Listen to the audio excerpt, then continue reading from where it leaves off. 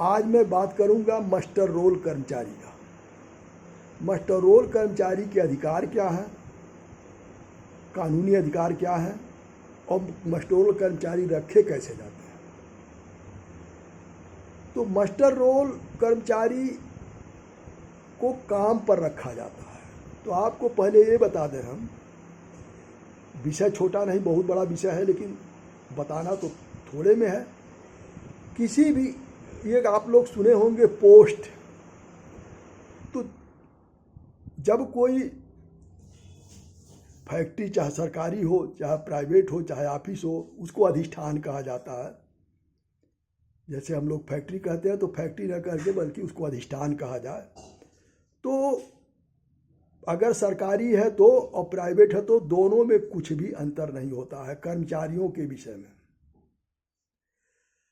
तो जब कोई फैक्ट्री या कोई सरकारी अधिष्ठान, प्राइवेट हो चाहे सरकारी फैक्ट्री हो, चाहे यानी सरकारी फैक्ट्री हो या प्राइवेट फैक्ट्री हो, दोनों में से अच्छा फैक्ट्री का मतलब हम बार बार फैक्ट्री का नाम ले रहे हैं क्योंकि वही आ जाता है। लेकिन कोई ऑफिस है, जैसे बिजली का ऑफिस है, पोस्ट ऑफिस है, रेलवे का ऑफिस है, सिंचाई विभाग का ऑफिस है, उसी तरीके से मान लीजिए कि कोई गन्ना फैक्ट्री है, कोई सिनेमा है, कोई ये क्या कहते हैं बीज गोदाम है।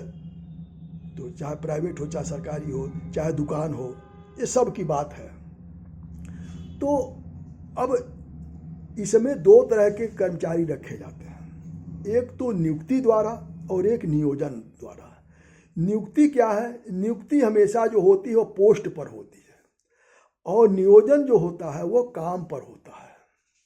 काम कराने के लिए मास्टर रोल का प्रयोग किया जाता है और नियुक्ति किया जाता है जो पद होता है उसको भरने के लिए। काम नहीं है तब भी जो नियुक्त हुआ है उसको वेतन मिलेगा, लेकिन अगर काम नहीं है तो मास्टर रोल कर्मचारी को ले ऑफ कर दिया जाता है। यानी कहा जाता है कि कम से कम जैसे किसी कर्मचारी को बैठकी देना है तो ये नहीं है कि हम जो है उसको बस जब चाहे तब कर दें, नहीं, कम से कम 15 दिन पहले कर्मचारी को ये एक नोटिस दे दिया जाएगा कि काम बंद होने वाला है तो आप लोग बैठकी कर लीजिए और जब काम फिर शुरू होगा तो आपको नोटिस दी जाएगी, नोटिस पर फिर आप आ जाइएगा। ये नहीं है कि बैठकी हो गई तो जिसको निकाल दिया तो फिर दूसरे को रखना, ऐसा नहीं कर सकते हैं। जिसको बैठकी दिए हैं उसी को रखना पड़ेगा, ये कानून है।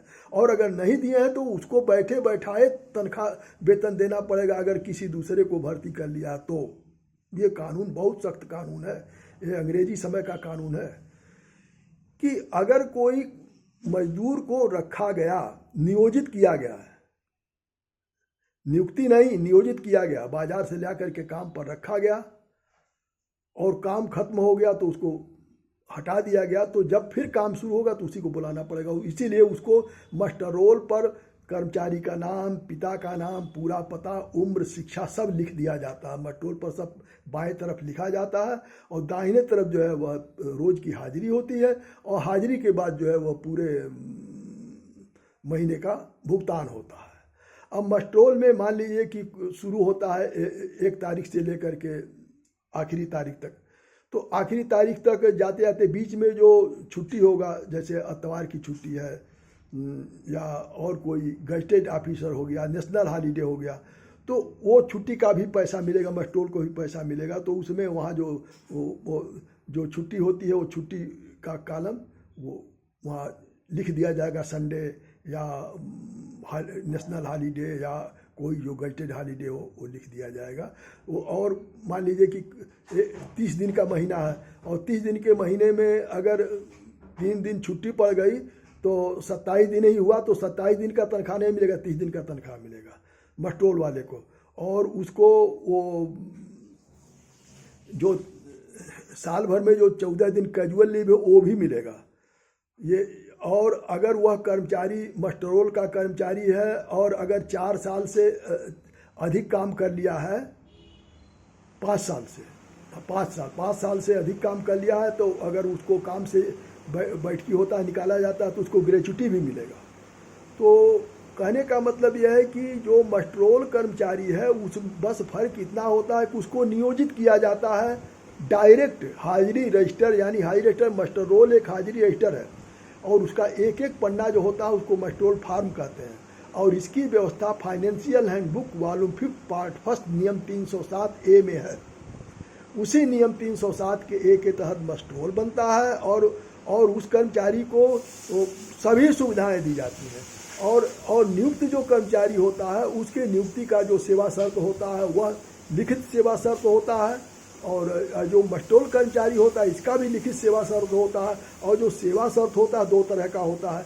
एक सेवा शर्त तो ये होता है कि जो कानून में लिखा हुआ है उसको विवक्षित सेवा शर्त कहते हैं, और एक सेवा शर्त तो होता है जो कर्मचारी और उसके नियुक्ता यानी एम्प्लॉयर के बीच में जो शर्त होता है। यहाँ ये भी समझ लीजिए कि जो कानून है उस कानून से अच्छी सेवा शर्त तो दिया जा सकता है, लेकिन जो कानून से कम सेवा शर्त किसी को नहीं दिया जा सकता है। मान लीजिए कि कोई ये है कानून में व्यवस्था है कि वो हर छुट्टी मिलेगी, नेशनल हॉलीडे मिलेगा, तो किसी कर्मचारी से सेवा कर लीजिए कि उसको छुट्टी नहीं मिलेगा और वो 8 घंटा की जगह पर 10 घंटा काम करेगा, तो ये नहीं कर सकते हैं। ऐसे सेवा शर्त नहीं, ये तो फिर अपराध हो जाएगा। तो उसके लिए अगर ऐसा साबित हो गया तो जितना तनख्वाह बनता है वो तनख्वाह देना पड़ेगा, उसका 10 गुना देना पड़ेगा और उसके ऊपर पेनाल्टी अलग से देना पड़ेगा। तो ये हो गया मस्टरोल और उसमें क्या कहते हैं अपॉइंटमेंट वाले में अंतर। मस्टरोल ये जान लीजिए, मस्टरोल अपॉइंटमेंट वाले में कोई अंतर नहीं होता। सिर्फ यही अंतर होता है कि मस्टरोल वाला जो होता है उसको अपॉइंटमेंट लेटर नहीं मिलता है, उसकी डायरेक्ट वो जो है उसका नियोजन होता है मस्टरोल फार्म पर। और अगर उसको काम बंदी होता है तो उसके लिए नोटिस 15 दिन पहले दिया जाता है, और जो नियुक्त आदमी अगर उसको काम से निकालना होता है तो उसको भी नोटिस दिया जाता है, उसको 30 दिन की नोटिस दी जाती है कि आपको काम से इस कारण से काम बंद हो रहा तो आपको निकाला जाएगा। और दोनों को वह अलग अलग जो है वह कंपेंसेशन की व्यवस्था है। ये हुआ मस्टरोल और इसमें क्या कहते हैं अपॉइंटमेंट वाले पोस्टेड कर्मचारी, जो पोस्ट पर अपॉइंट होता है और जो मस्टरोल पर नियोजित होता है, नियोजित और नियुक्त। और ये नियोजित और नियुक्त के बारे में बहुत कुछ तो पढ़ने को नहीं मिलेगा, लेकिन इसकी व्यवस्था एक जो है नज़ीर है सुखनंदन ठाकुर बनाम स्टेट ऑफ बिहार। ये जब आप देखेंगे तो सुखनंदन ठाकुर बनाम स्टेट ऑफ बिहार में इसमें ये शायद 1955-56 का ये नज़ीर है और पटना हाई कोर्ट का। और इसको कोई भी जो है वह इसको उसमें इसकी ये लिखा हुआ है कि नियोजन और नियुक्ति में अंतर क्या हो।